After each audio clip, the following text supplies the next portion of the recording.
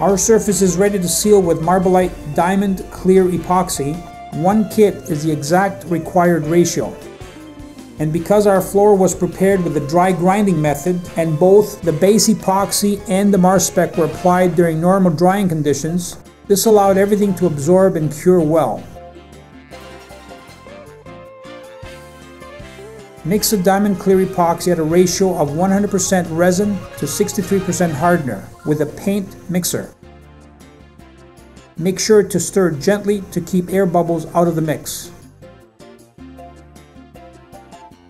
First, cut in at the walls and then start the rolling process.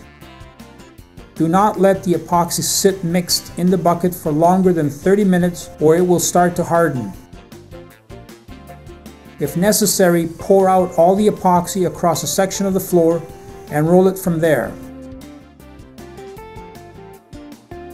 If only 1 coat of Marbalite Diamond Clear Epoxy will be used, you should first sand the Marspec with 100 grit sandpaper attached to a pole sander.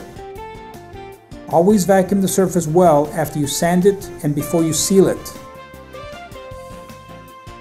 If 2 coats of Diamond Clear Epoxy will be used for the heavier traffic areas, such as commercial or industrial applications, you must sand the first coat of epoxy after curing in approximately 8 hours with a 17-inch Oric floor sander available at Marbalite.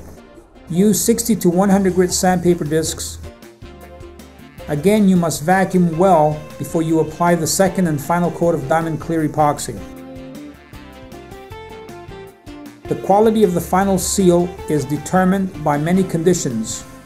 For example, drips of sweat, dust in the air, or simply placing your hand on the surface before you seal it will cause small surface imperfections.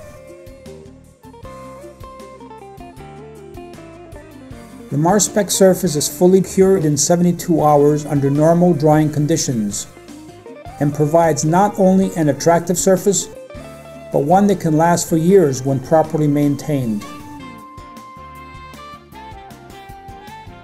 Normal forklift traffic will not damage Marspec, but dragging pallets and burning tires will.